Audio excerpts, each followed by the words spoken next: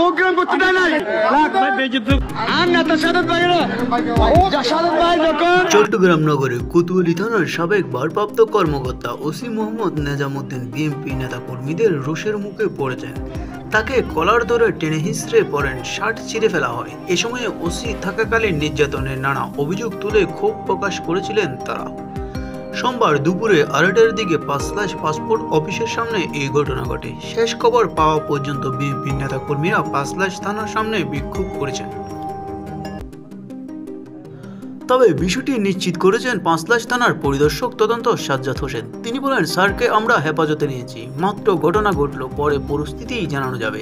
নেজামুদ্দিন কোতোয়ালি, বাকুলিয়া, সদরঘাট ও সর্বশেষ পটিয়া থানার ভারপ্রাপ্ত কর্মকর্তা হিসেবে দায়িত্ব পালন করেছেন।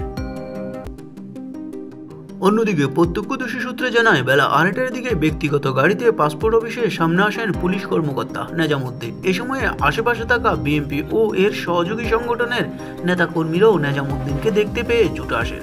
তখন তার সঙ্গে তাদের হাতাহাতি হয়। এক পর্যায়ে মারধরের শিকার হন তিনি। গাড়িতে নামানোর পরে ওরা যাতে শনাক্ত করবি, ওরা আড়া ধরবি, ধরানো পরে আহত অনেক ওসি নিতাম না, হতে ওসি নিতাম আহত অনেক কিলের সঙ্গে হতাকে হাজারছি আহত আমরা ছিলেন সর নদী হতা একটা হাত পুষ্টি সিঁড়ি নগরী। আর সবসময় এই যে আর অত্যাচার করি আর সুষ্ঠু বিচার এবং তার ফাঁসি চাই, যারা বাংলাদেশের প্রত্যেকটা মানুষ নাগরিক হিসেবে। নিউজ বাংলা 29।